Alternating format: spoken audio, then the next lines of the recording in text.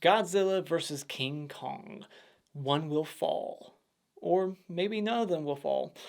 So this movie is about Godzilla versus Kong. You got, these people who are a part of this company called like Apex, and they want to go to a place called Hollow Earth. They want to go and retrieve this power source so that they can create a weapon to defeat Godzilla because they see him as a threat to mankind. So that's your basic story. And meanwhile, they're going to use King Kong to fight off Godzilla.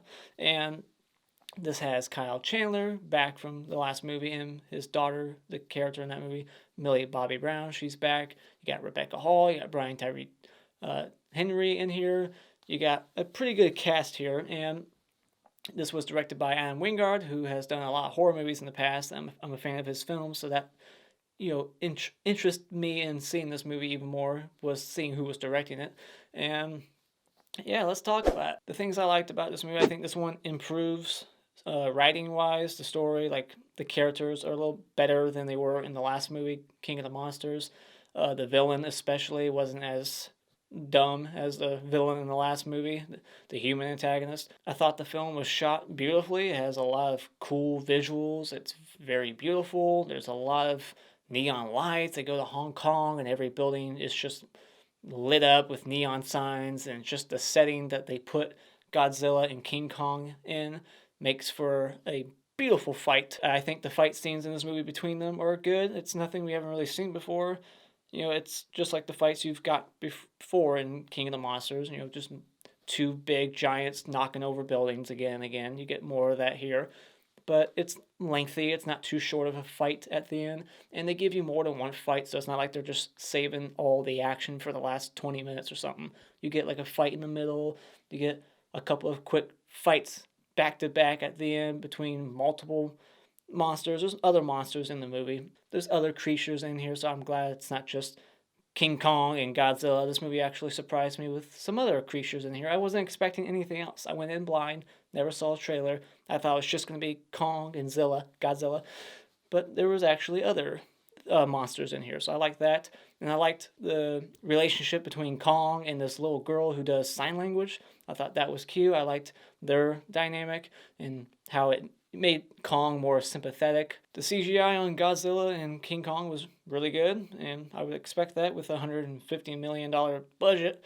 So you got that, and I liked the character that Brian Henry plays.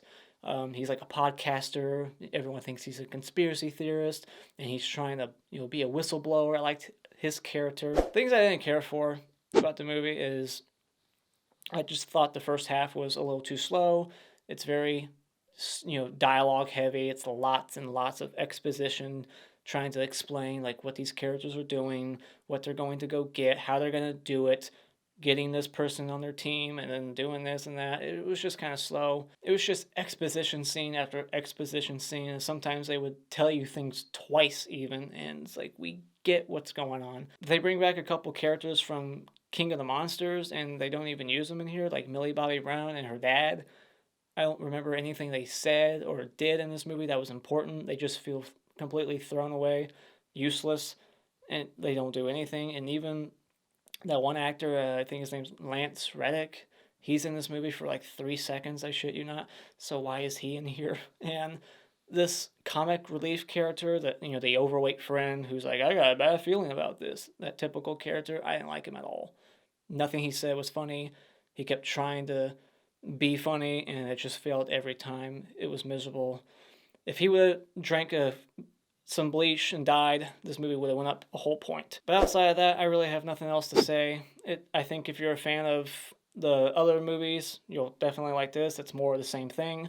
Monsters fighting each other, knocking over skyscraper after skyscraper, and a new setting, Hong Kong, and in the ocean at one point. So you got a couple of different fight scenes and lots of good CGI monster battles in here. Standard acting. The acting was what you would expect from a high budget film like this. The production value is great. The aesthetic is great. It looks really good. It's shot beautifully. Adam Wingard did a really good job. The story was a little better than the story in the last movie, but at the end of the day, it's just not really my kind of flick. I don't usually watch these kinds of movies that often because I can only watch so many buildings get knocked over before I start to get a little bored. And I got bored watching this movie. The first half to me was just too slow to the point that I just lost interest in the film and didn't really care what happened in the last act. I didn't care who was going to make it out on top at all. But that's just me personally. I'm not a King Kong or Godzilla fanatic, so maybe this is the wrong review to watch, but that's just my opinion. I wasn't crazy about the movie, but I can't deny that it's a well-made movie. The acting, the cinematography, everything like that. The score was really intense, and it's a movie to see on the big screen for sure, because, there's lots of, action sequences and stuff that you would want to see on the big screen. So I would recommend seeing it at the theater if you're a fan of Godzilla and King Kong movies. But if you're just the average moviegoer and you're just wondering if this is worth paying full price to go see or even buying, I can't recommend that. For me personally, when it comes to Godzilla versus Kong, I would just wait for this to stream or rent it at Redbox. And those are just my quick thoughts on this movie. I'm sure I probably upset some people, but I enjoyed it. I just wasn't crazy about it. It's not my cup of tea, but let me know what you thought about it. Are you Team King Kong or Team Godzilla? Let me know.